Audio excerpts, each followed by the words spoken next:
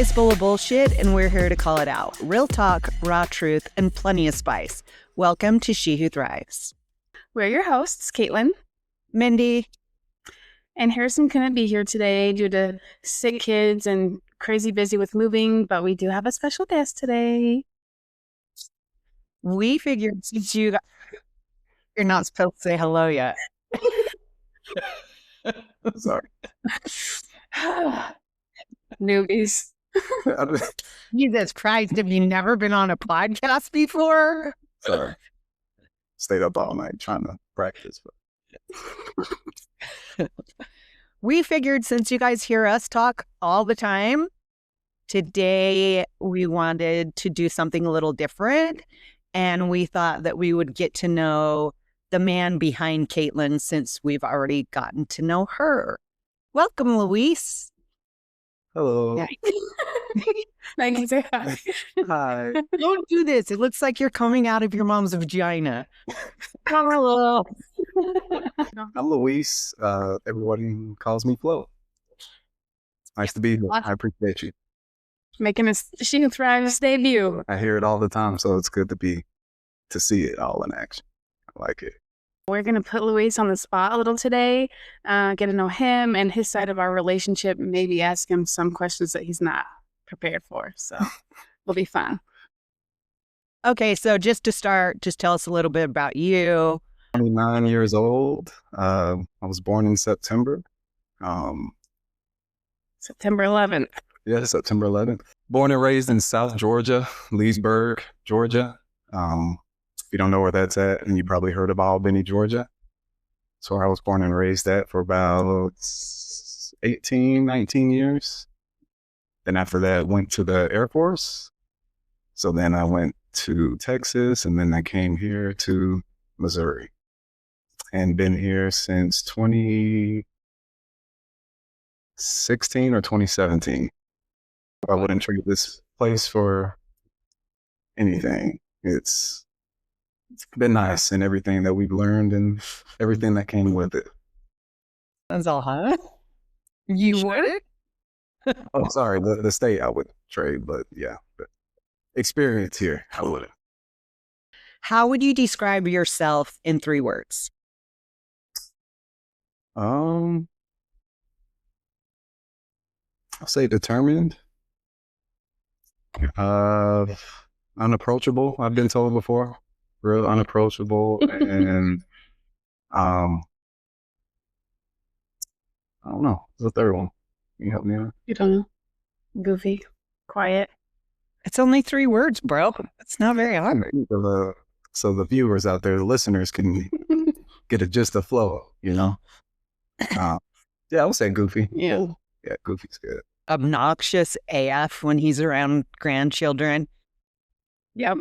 I just try to make sure everyone has a good time. What do you do for work, and do you actually enjoy it? What I do for work, so I do a few things. So I work at Amazon, and then I go to school full time, and then I do like, what would you call it? Freelancing web stuff on the side as well.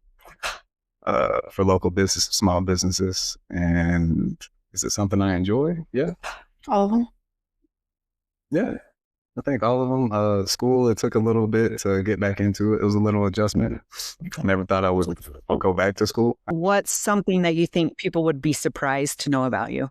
I feel like a lot of people are surprised that, number one, I was in the military. I guess I don't come off as one of those people.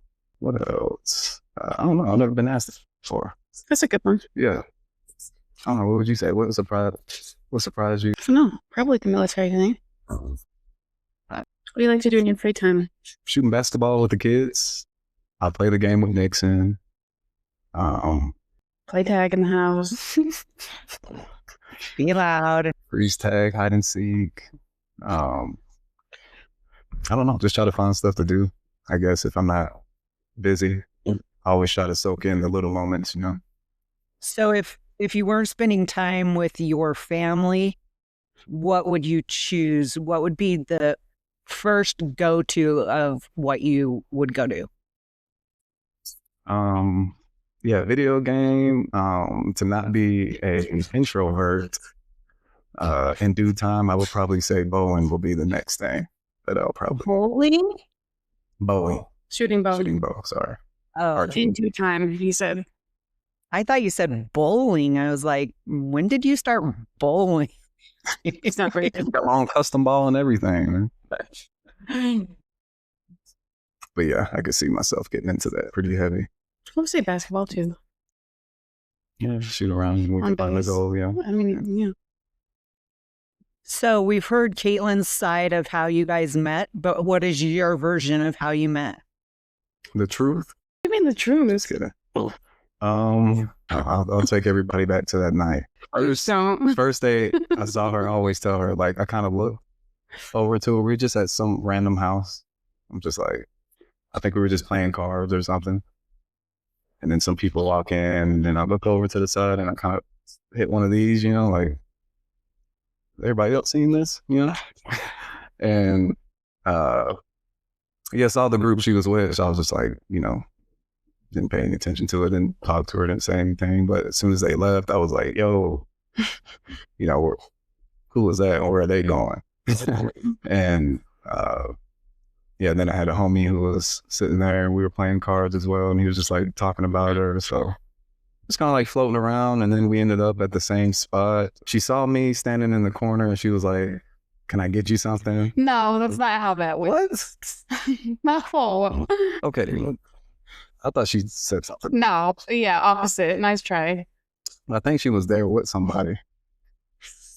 She was there with somebody. And, you know, so I was just like in the corner just with my friends that were there. And she was like kind of semi-close, but she was on that side. And I think she started crying.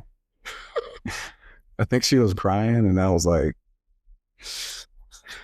no, then, you know, it's just one of those moments. Everybody was away. Nobody's here to see this. I'm like, bro, this weirdo's over here, like, you know, Okay. going crazy. She's over here crying randomly. So I'm just like, hey, are you good? She's just like, yeah.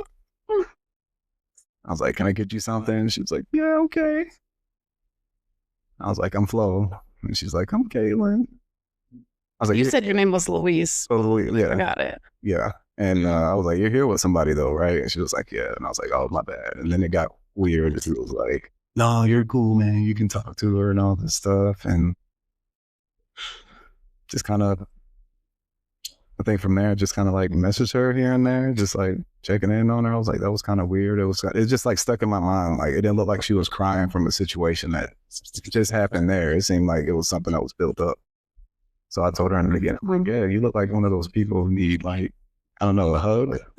You need like Zayden, or you need like, I don't know. It just gave off that weird kind of help me, I'm in need energy. A damsel in distress. Yeah, kind of like those, I don't know, like I'm kind of lost in a way, I guess. Not in that way, but it's my interpretation of how we met. Yeah, but then we talked. Well, let's count. Oh yeah, I forgot she moved, or she said she was moving back to Utah or something like that. So I think it was just messages checking in on her and saying like, hey, like you're pretty cool. So yeah, here we are. So did you know early on that she was the one, or did it take time?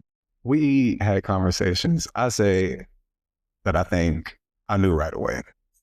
It was just something immediately that I was like, kind of like caught off guard with as far as her, like how a person is and how they act, how they carry themselves.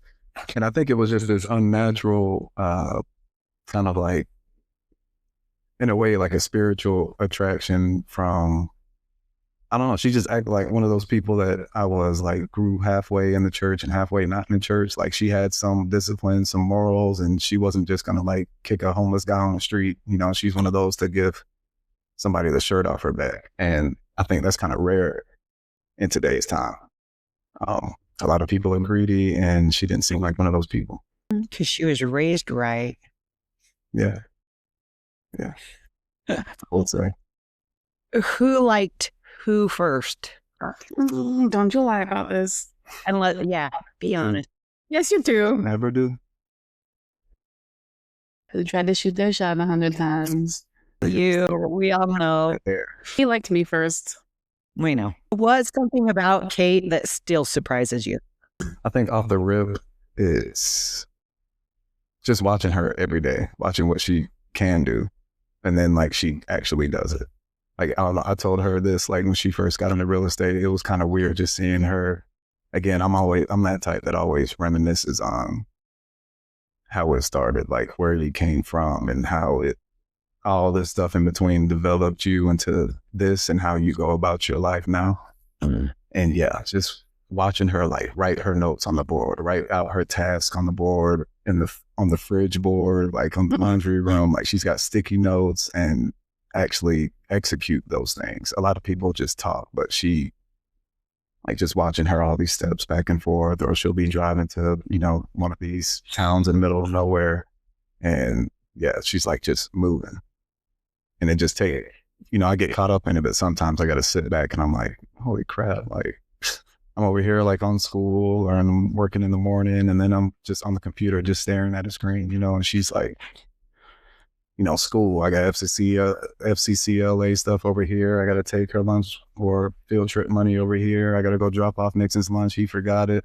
I got a showing at 10, or I got to go make 2 cookies. Like it's just constant motion. And it still surprises me. Like it's not like once you get a lawnmower started, like it's hard to stop it. She's a go-getter is what you're saying. Yeah, in short words, yeah. She's a superwoman.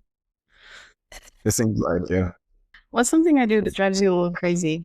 You could be honest. Nothing imperfect. I'm trying to think. I know there's always like that one thing I'm like, dude, really? I can't remember what it is right now. Oh, yeah, farting. I'm just kidding. I use this deodorant. Sometimes. I don't know. I don't like that. Yeah. That's what drives you crazy? She's like, I like the way this one smells, and she'll just put it on. I'm like, I don't know. That does drive me crazy. It's your own deodorant stick, It used to be leaving my makeup all over the counter, but I've been better about that. Yeah, I mean, yeah, I don't really drive me crazy. Harrison used to use Chasen's deodorant too until she got Salt and Stone. Now she is addicted. Maybe I need to try something else. Salt and Stone? What's that? It's a deodorant brand. Oh. It's good. But you meant like actual. Is that what you use? What's something you do that annoys her? Oh, the toilet seat thing. Sorry. When you pee on it? No. Yeah. Leaving it up. No, you don't do that, but you do pee over it. Yes, he does. I'll be like, are you serious? That does not happen. At least once a day. As well as clogging the toilet. So we had a thing that every time Luis would come to our house, he would clog our damn toilet. That's the only time we had to use the plunger is for him. And it's almost like we had it ready every time they would come visit because we knew he was going to be... I don't know what it is, but... You should have put his name on it. Yeah. We actually were going to buy him one, but... Yeah. Just like start. This is for you. Merry Christmas. Who apologizes first after an argument? I think I do. You disagree? Are you being serious? She highly disagrees. I disagree. Well, I took it as like who apologizes first, like 'cause I take accountability more, See, he's not even saying that with a straight face. Me. He's full of shit. I know. Literally. What makes sense. Therefore the clock. That's the problem right there. You're full of shit. No. All right. Who's more stubborn? Stubborn? You. You're not as stubborn as you used to be, actually. You just look stubborn now. No, he used to be a pain in the ass. He's not stubborn anymore like he used to be. Yeah, now that's you. Yeah. I guess. She said, who's more? So that's like current, present. Yeah, me. What do you love most about her? Her eyes. What's something she does that makes you feel loved? It still kind of sticks to me when she gets me things.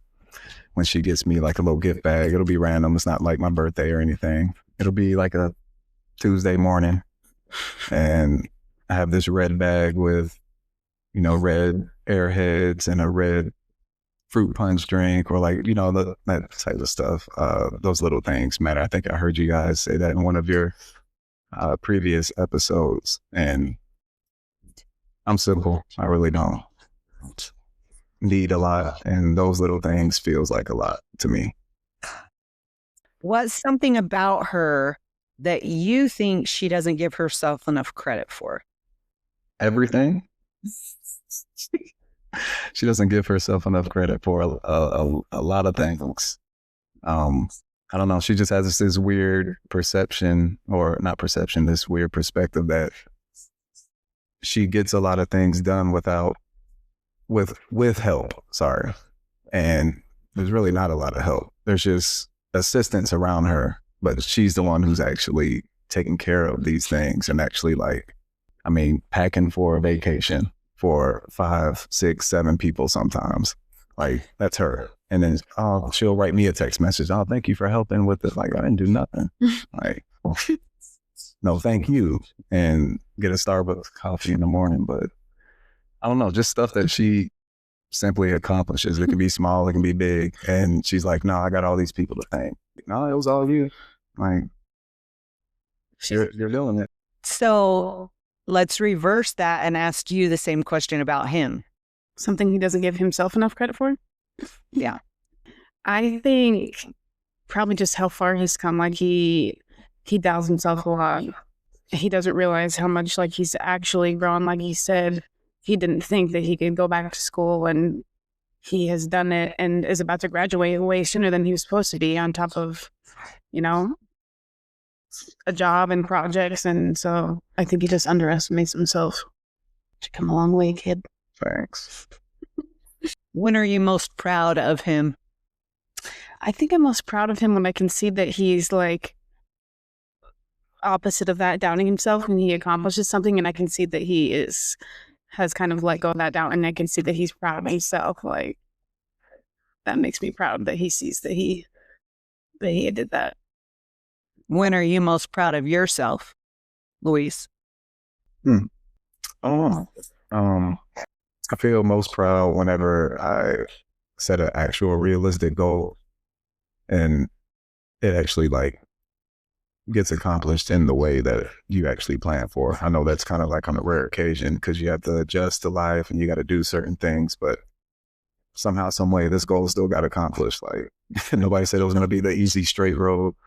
I think that's when I feel that tingling inside, like what Mila feels when she starts shaking her tail, What do you think has been the hardest part about your marriage? I would say the logistics with the kids, mostly. I mean, that situation's just frustrating. I think that's the hardest part. Probably, I guess, just between me and her, it used to be hard. Now it's not. We got it tattooed on us, and just having that patience and giving that grace to other people to grow around you and realize that they're still developing and learning not the same things as you just because they're with you, but they're like seeing things in their own eyes and their own entity over there. And you just got to realize that and hear them, let them speak, let them do what they think they need to do that at least going to make them happy. So yeah, I think we got over the hard parts. I think now it's just knowing and being aware at all times that we're still learning. Like, nobody says where you're supposed to be at when you've been married for, 5 years, 10 years, whatever the checkpoints are, or if there is a checkpoint. There's just growth, like she said. I feel like as long as you continue to grow your whole entire marriage, that's what makes a marriage. Because once you stop working on it, and we've said this before, once you stop working, your marriage is done. Yeah. Right. And it doesn't matter how good your marriage is, it can always be better. Right. So you just keep growing, doing better each day. What's been the best part? PG. I guess. Well, I was just joking. I think the best part is knowing, like, again, that just the way we talked about before, where I was born and raised, and how that whole dynamic is. Actually having somebody listen to you, hear you, interpret it for a little while, and then let you know their opinion or some of these things. I think the best part of marriage is like knowing that she's the one who knows, like, that these things actually happen or situations happen the way I was, from little. You go through this maze and then you end up where you are now. She knows, like, all the walls I hit, basically. And it's still here, still, like, she says ready to take a bullet for me. And that's kind of weird to say out loud because, yeah, there's not a lot of people like that. So she knows the good, the bad, the ugly, and she still chooses to stay there with you and work with you through all of that. Yeah.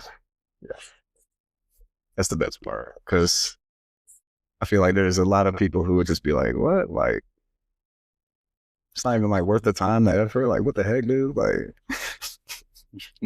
you don't talk to, like, your family or some, you have siblings, but we don't talk to them. It's just a weird dynamic, like I said, and it's just good to at least have that person. And then you have all this family on this side. The best part outside of being there is every time we touch down in Utah, like, everything is just like, there's so much going on. You can't even have enough time to soak it in, and then it's like, yeah, when we leave, that's the worst part. But what's something that you have learned about women since you've been married? I learned that, I guess, I don't know, like, I thought she was, like, going to be more complicated. I thought it was going to be, like, more, what's the word? Not like emotional in that way. Like, I don't want to make it sound like that, but just more chaotic, more of like. We talk about it a lot because I'm very low maintenance. Yeah. Like, she wasn't expecting, I guess. I wasn't expecting to have basically the same. Like I told you, I don't need a lot and very simple. She was kind of the same way. What do you think that men wish women would understand about men? That's another good question. Some booty and they'll be happy. Right? No. Full belly, empty ball sack makes yeah, just overall simple, I guess. That's what we're getting at. Like, real simple. Like you said, if you're low maintenance, then I'm no maintenance. Like, nah. I mean, you enjoy popping the pimples on my back and doing my hair, so it's good with me. What do you wish? I wish everyone knew that. Like, that's all you gotta do. That men just wanted their zits popped and their hair done? That's what you wish. And I think you referred to a full belly and empty at the stuff. No, just a full belly. Like, no. A woman who can cook. Be honest. Jeez. Full belly, a full heart. That's all. That's all I wish they knew. So I guess that plays into what you think men actually need in a relationship. Same, but different. I think just sometimes I don't want to say like a reminder, because, like, I don't need a pat on the back to know that I'm taking care of stuff that I need to, or trusting and believing that she's doing the same, or we're doing it together. Yeah, but I think everybody needs that. I think everybody needs an attaboy every once in a while. You're doing a good job. I appreciate what you're doing. Everybody needs that. Well, I guess that's the military doesn't like not pat you on the back. Don't get me wrong, but it's just kind of like that. All right, you're done. Like, head over to the next one. All right, you're done. Shake your hand, take a picture, get a certificate, thumbs up, get back in line. Like, keep the train moving. So, not that I don't need, I guess, the validation, but it's kind of nice, I guess. I don't know. You know where I'm getting at, right? He got up this morning. Oh, yeah. Yeah.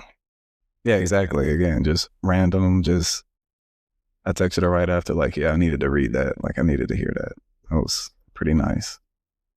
Nice reminder. What's something that women overthink about ourselves that you think that men don't even notice?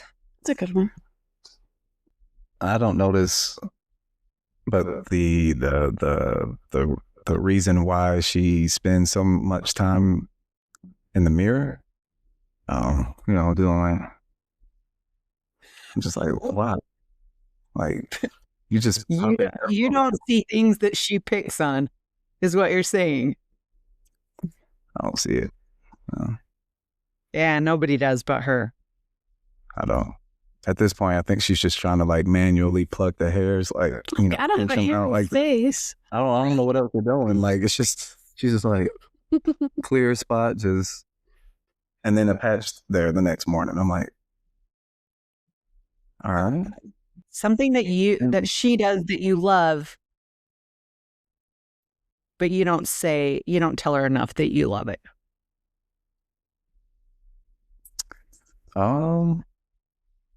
I like if I'm just like, I don't know, in that decompress mode, whether it's in our room or I'm just like on the couch and the kids are running around. I like when she basically does what Mila does, and she just comes over and she just like wants to be in my lap, wants to be all up in my armpit, just trying to get warm and moving around and stuff, like just being affectionate like that.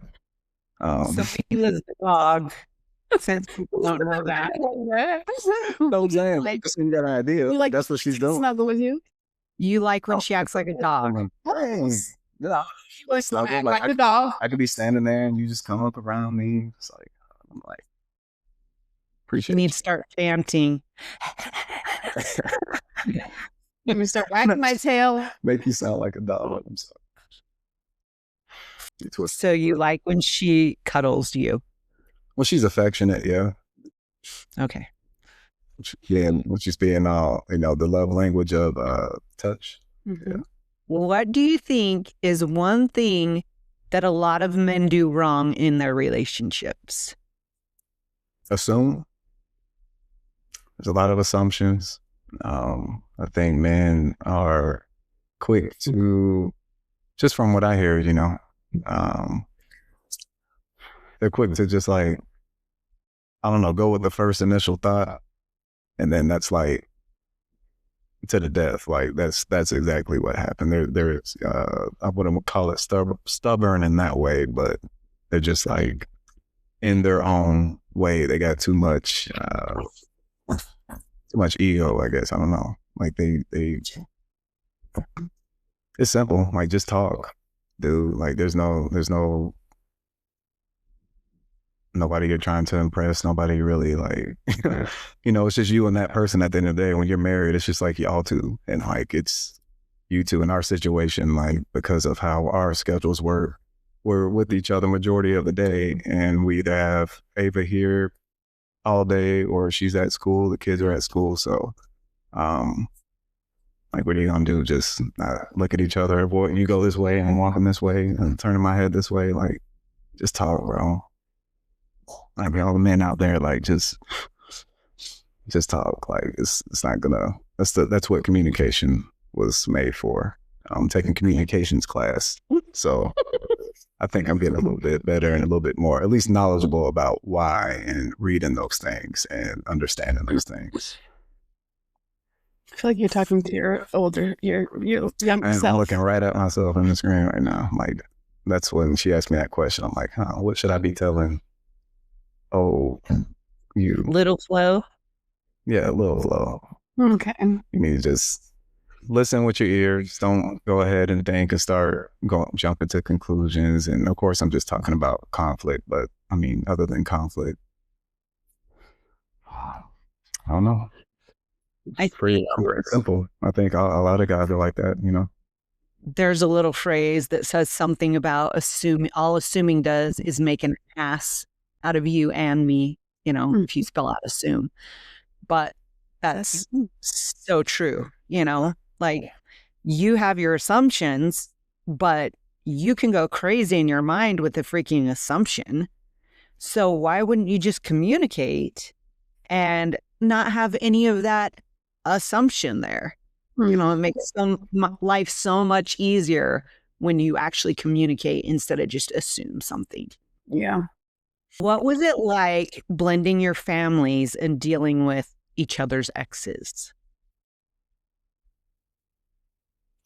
To be honest, I think it was quite easy.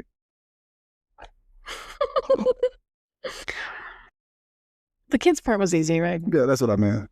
You laughed.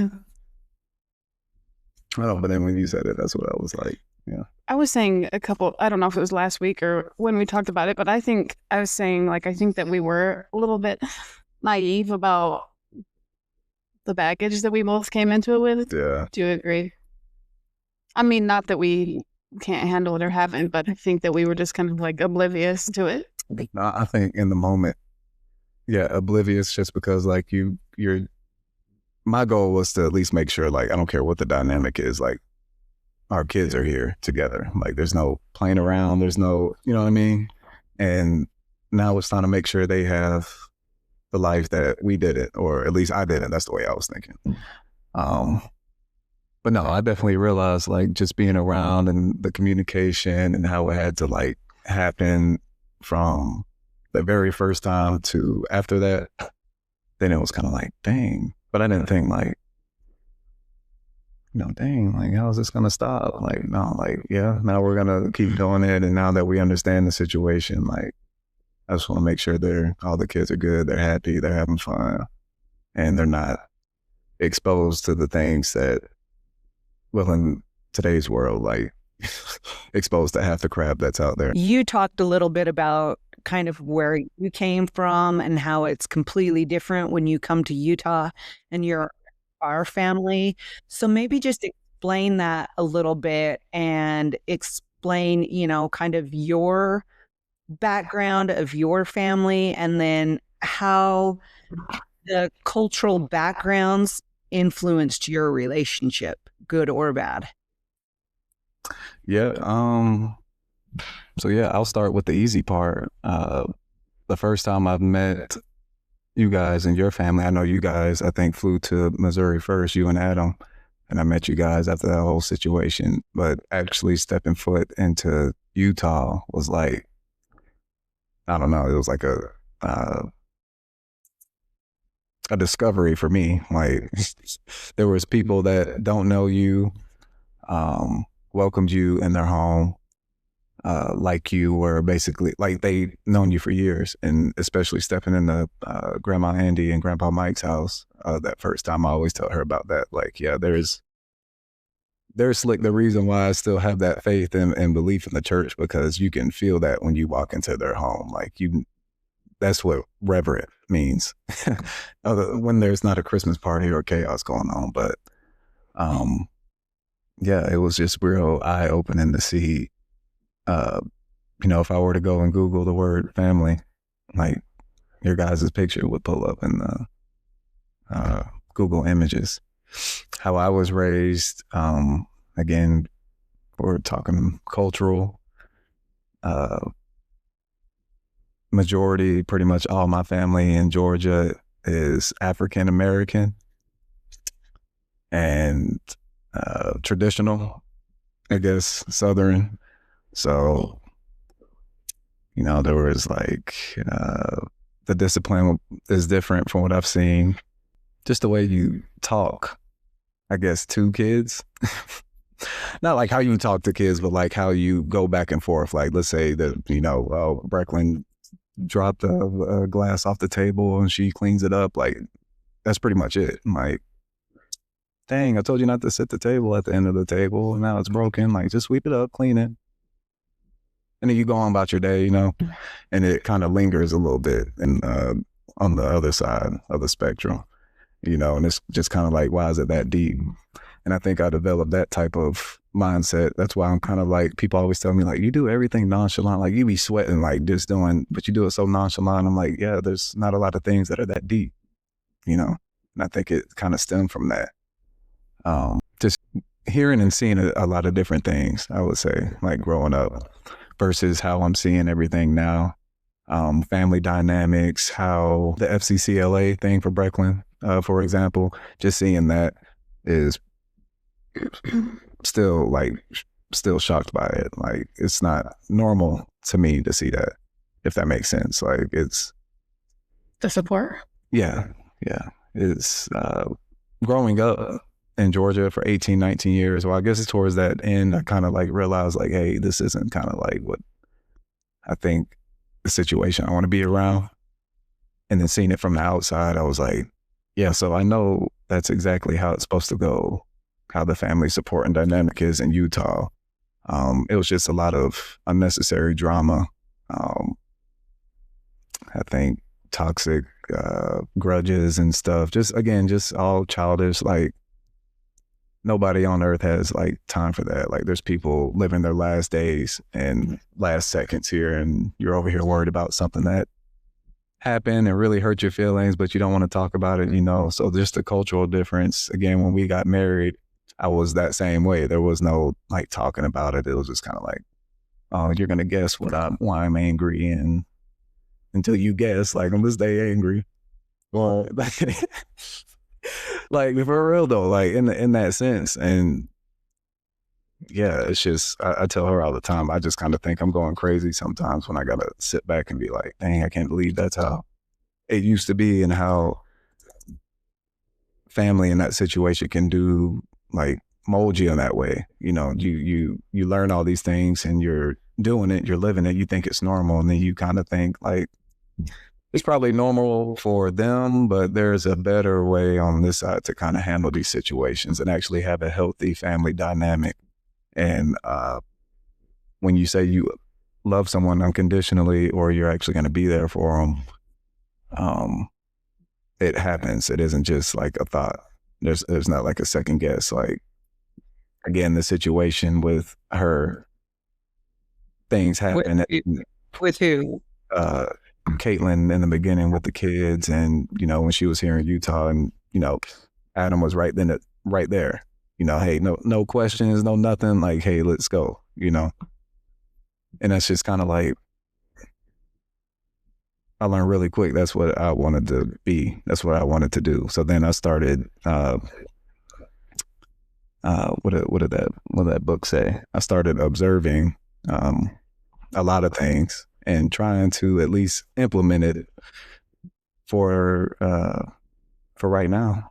Plant those roots so our kids do their kids the same way and treat their kids the same way, and they just don't look back on that side. I think one of the things that we kind of realized was, like, the way that I grew up, I was taught, especially a parent's love is unconditional. Like, it doesn't matter.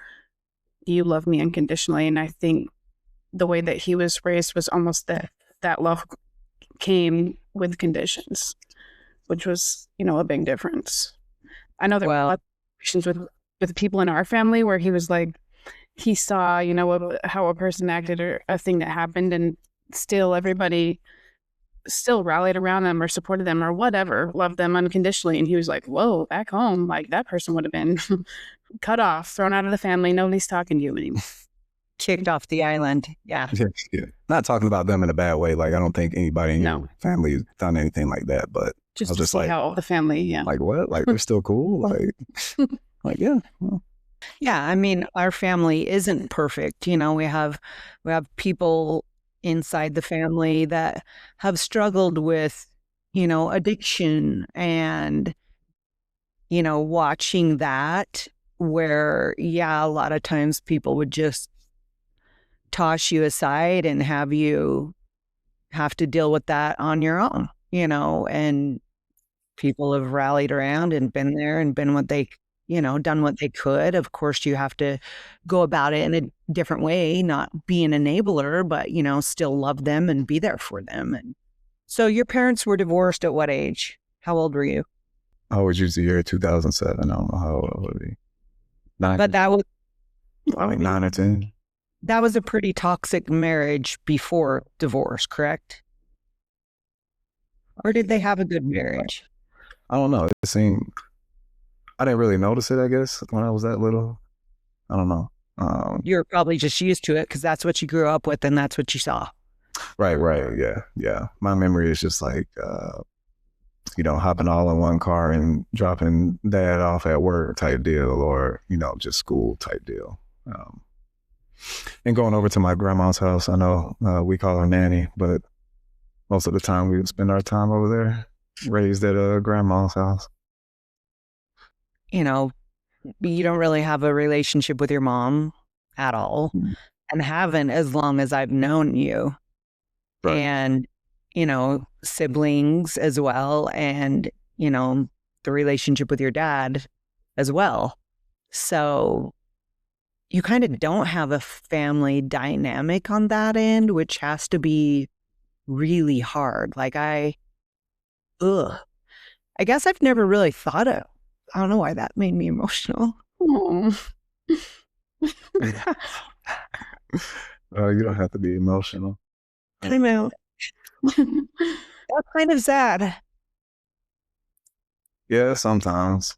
I always have these random thoughts like that too, where I'm just like, yeah, why can't it just be like normal? Like there's families out there that are like divorced or, toxic, but they just don't see each other. You know what I mean? They could still spend time or invite you to the Tell you happy birthday. to the family reunion type deal. Like there's still open invitation, but there's just like, I don't know. I don't see them. Well, I won't say it like that. Like I don't see them as family, but I just started looking at people, like for people, like you got good humans and you got bad humans. And then if you're anything in between, like I really don't have time or the effort to kind of guess, because it was just kind of weird. Like we tried for a little bit after my stepdad died to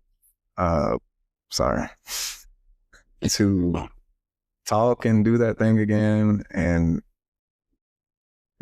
you just have a feeling, and then it's just, once you get kind of disrespectful, I mean, I'm just like, yeah, no, there's a mom out there that at least knows me and she's giving me more everything. Yeah. Mothering than you have in, this amount of time, and there's just a feeling that you get.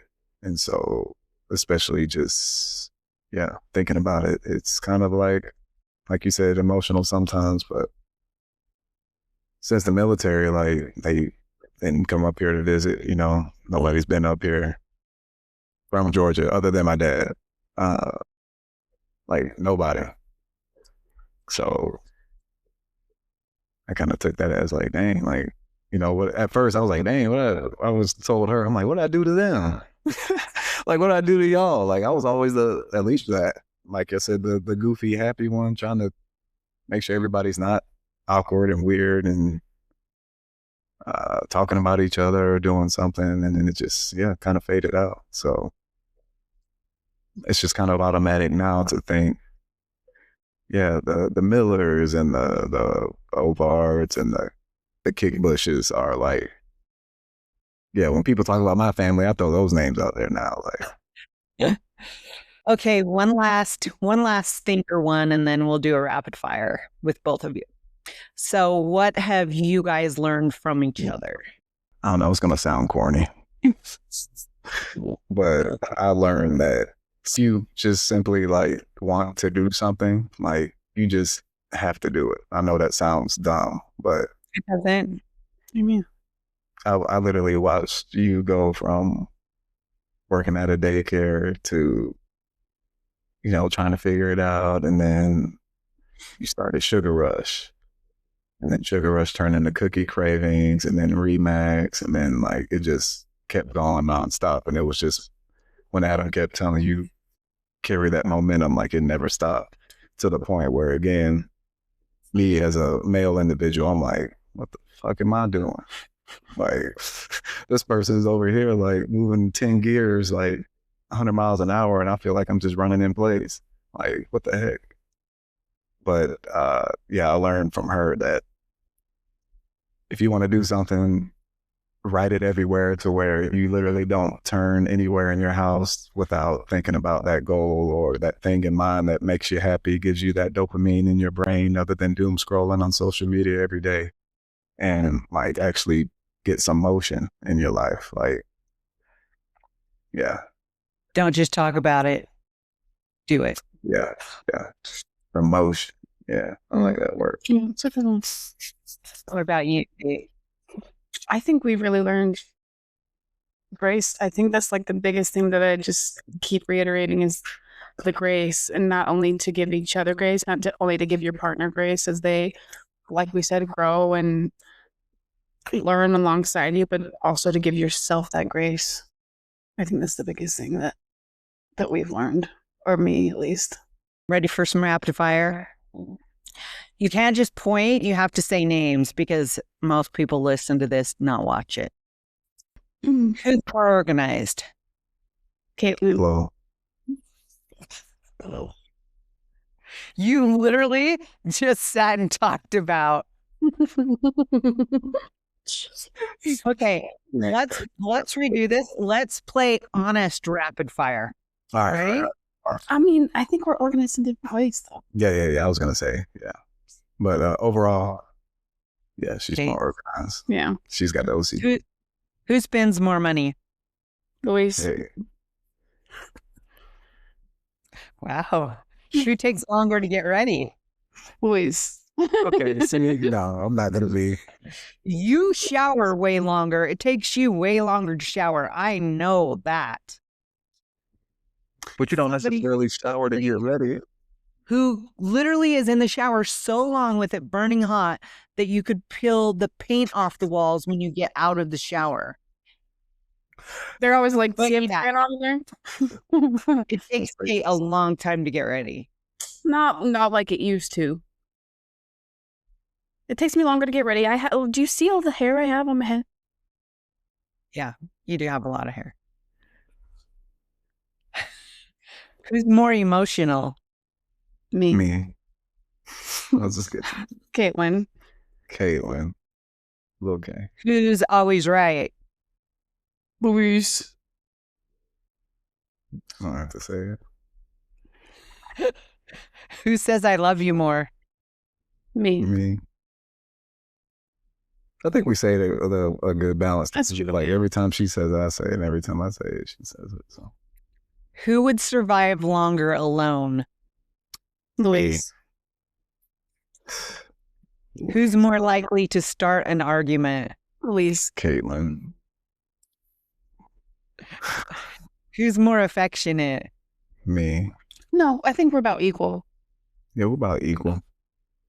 What's something Kate does that's attractive that she doesn't realize? Kate. That's your answer. No, you know that face I always joke about that you do in the mirror? Mhm. I actually do find that attractive.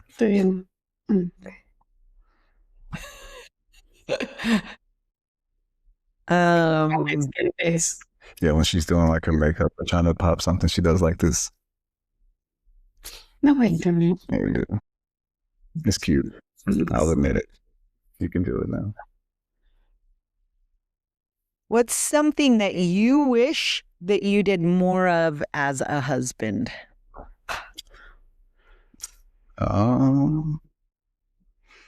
Quality time. Like getting out of those flow states when I get caught up, and then I'm just kind of like, I'm looking at the kids or looking at Kaytlen, but I'm not like looking at them. Like I'm not really like paying attention. I'm just thinking about the next. Oh, like I think I got this. You know, I think I got this figured out type deal. Or oh, let me go write this down really quick before I forget. Being present. Yeah, coming back in that moment. Yeah, just being in that moment. All right. Well, thanks for being in the hot seat today and answering all my questions. It's always interesting to hear the other side of the relationship because we all experience things differently. And sometimes it's good to hear how men actually think and feel and your side of it as well. So I'm going to throw out this week's tip, and it's kind of something you hit on, but just to communicate with your partner more instead of assuming. Don't guess what they're thinking. Ask them, listen, and actually hear each other, because the strongest relationships are built on understanding and communication and not assumptions. Yeah. Absolutely. Well, thank you for hanging out with us and our special guest on this week's episode of She Who Thrives. Don't forget to like, subscribe, and share with a friend. We will be back next Wednesday with a brand new episode. But until then, remember, no matter what you're doing in life, do it to the best of your ability and always strive to thrive. Thank you. Out.